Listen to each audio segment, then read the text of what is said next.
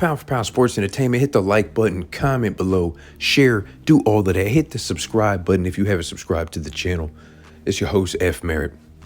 Oh, man. What can we say about the performance from Terence Crawford last night against Errol Spence? Nothing. You can't say anything. The boy did whatever he wanted to do to Errol Spence. It was one of the greatest ass whoopings I've ever seen in a boxing ring, okay? But this video isn't about that. It's about the things that Errol Spence should do or the adjustments that he should make in order to come out on top for the rematch. That's number one. Number two, should there even be a rematch?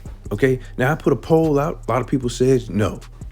A lot of people in social media says no. They don't want to see a rematch. We're good on a rematch. Now, the way how this dominating performance from Terence Crawford was last night, I personally think it should be a rematch. But, before you guys start tripping, I think it should be a fight in between, right? Both guys say they want to go to 154 pounds. Okay, cool. I had the perfect opponents for both guys. And then you guys can meet at 154 for a belt. Great. Okay. Follow me? Okay.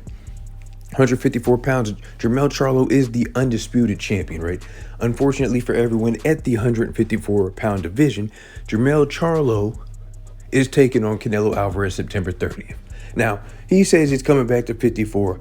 I personally don't think he should come back to 54, right? Now, a lot of Tim Tszyu fans want or really honestly are still mad at the fact that Jermell Charlo is going up to 168 to take on Canelo Alvarez instead of taking on his WBO mandatory and the guy that has the WBO interim title in Tim Tszyu. Now, with that being said, you're going to ask yourself, where does Errol Spence and Terence Crawford come in?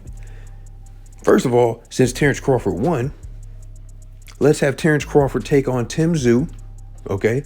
And we'll have him take on him for the WBO interim title, number one. Number two, Errol Spence can take on Erickson Lubin, okay? Erickson Lubin just defeated Mr. Luis Arias over in Minnesota, maybe a month or two ago, right? So both guys have their opponents.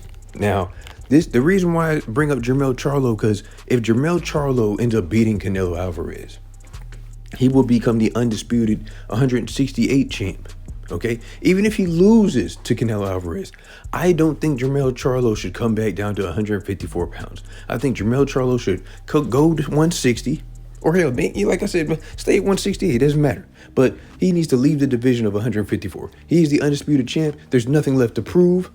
Kind of like with Terence Crawford, he's the undisputed champ at 147 pounds. There's nothing left to prove, okay? You move up. It is what it is. Now, if Jermell Charlo moves up, like I said, Tim Tszyu has the WBO interim title. And if him and Terence Crawford fight, it will be for the full WBO title.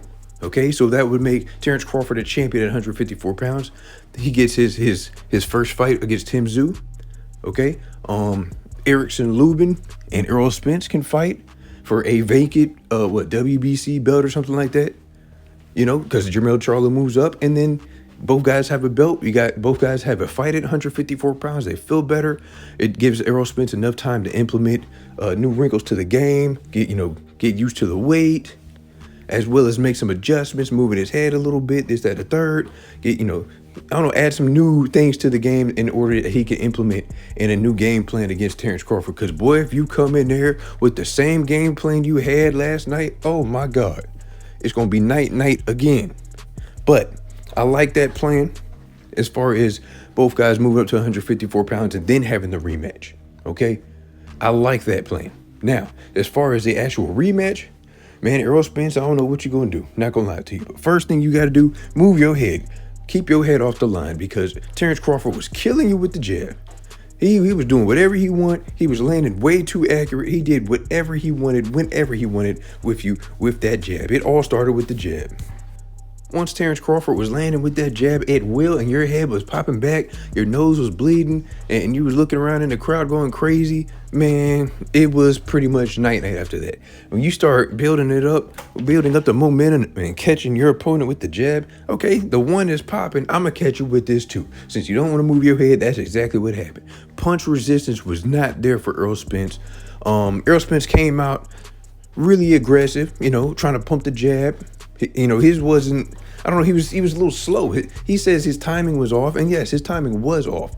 I didn't think he had fast feet last night. He's got to work on getting some faster feet. I like his work rate. He was still fighting back. He was trying, but the normal things that Errol Spence usually does to win fights was not working. You ran into a bigger, not a bigger, but you ran into a smaller, stronger man that made you look like the small man. That was crazy. So I don't know what the problem was exactly in that aspect, but you have to work on your defense, timing, anticipate Terence Crawford's speed, because he obviously has the speed advantage and he has the ability to counter anything. He was killing you over the top. It was over. He went, oh, it was over. It was over. It was just bad. Every aspect of the game, he beat you. Speed, counter, jab, defense. He was pushing you back. It was to the point where you didn't know what to do.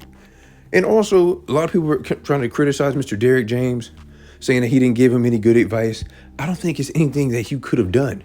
You just ran into a dude that was better than you in every aspect of the game. But hey, you know what? He wants a rematch. We'll see. But to me, this is the best possible scenario and best game plan that I can give you in order to make the rematch as best as possible. It is what it is.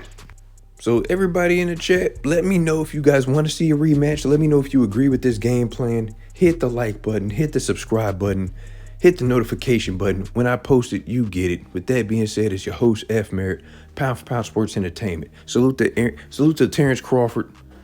Salute to Errol Spence Jr. Two warriors win at it. The best one win. It is what it is, ladies and gentlemen. Pound for Pound Sports Entertainment. I'm out.